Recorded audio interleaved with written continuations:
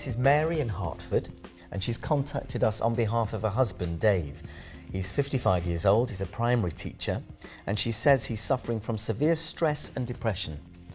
Over the last few weeks, he's been tearful at home when talking about everything he has to do at school. Mary says that her husband has spoken to his head teacher, who's agreed to help him with some marking.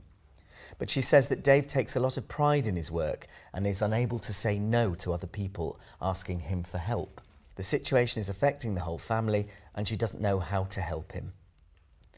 What would you say to Mary and indeed to Dave?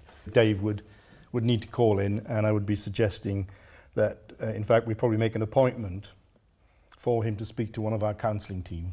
Psychologically, the first step is for him to accept that there's something he needs to talk to someone about outside of the family. Yeah. And also the opportunity then to talk with someone through some of the issues that are being suggested there. What is it that he's experiencing that is stressful? What level of depression does he think he has? And this element that his wife has mentioned here, that he's finds it difficult to say no to people. It sounds here there's quite a bit of guilt around it, around actually being able to say no. Does that crop up? Yeah, I think there's a kind of view sometimes people have that everybody else is managing so much better than they are, therefore their failure to manage is down to personal faults. And so it's really difficult sometimes for people then to speak up. And people kind of end up becoming quite isolated as they believe that everybody else is doing well and it must be them. So they need to be able to explore the wider picture. So Nina, your view on Mary and Dave's situation? It's something I'm very used to hearing about.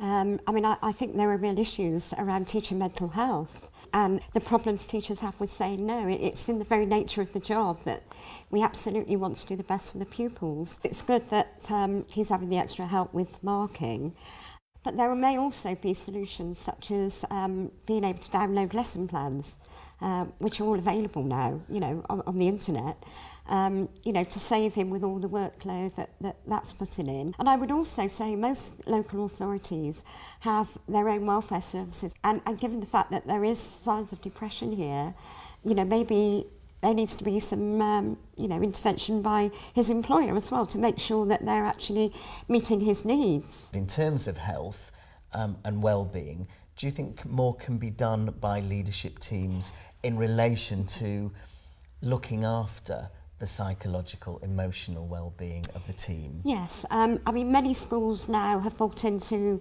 well-being programmes, which very often will start with a survey of all of the staff and actually, find out what the problems are for them in terms of their health and work